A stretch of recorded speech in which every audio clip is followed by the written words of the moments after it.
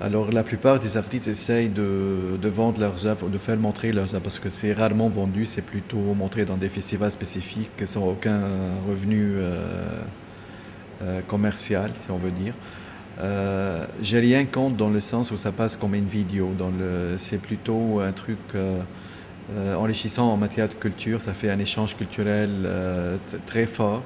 Ça vient de plusieurs pays et même si la plupart des spectateurs sont les mêmes, ça veut dire, ça veut dire en général, là où je m'en vais, je vois les mêmes têtes tous les soirs presque. Alors j'ai l'impression que c'est les mêmes personnes qui reviennent. Mais c'est pas grave parce que dans tout, il faut cultiver quelque part pour s'aimer plus tard. Et j'imagine partout les festivals, les petits festivals, petits dans le sens où c'est une petite structure qui organise, c'est pas des festivals qui cherchent à avoir les grandes affiches dans les rues, ni dans la télé, etc. C'est des gens qui cherchent à promouvoir une culture spécifique.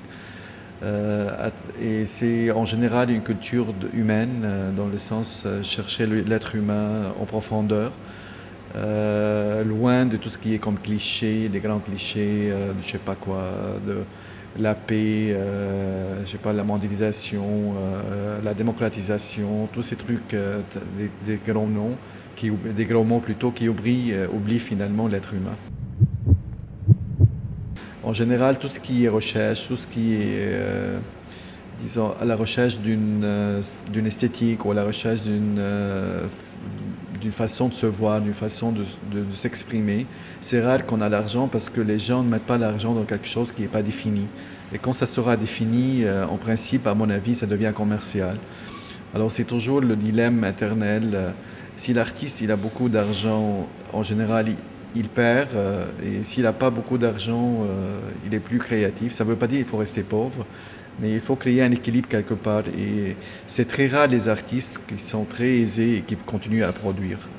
Et là, je ne dis pas qu'il faut rester pauvre. Il faut bien sûr essayer de vivre de son art, c'est légitime.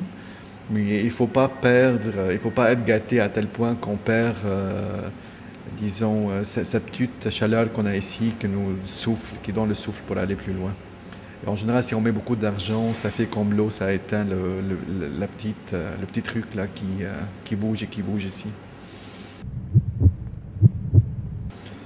Et je suis content d'être là parce que je sens ça, je sens l'humain dans chaque film presque qui a passé. C'est rarement des films qui essaient de vendre quelque chose de spécifique.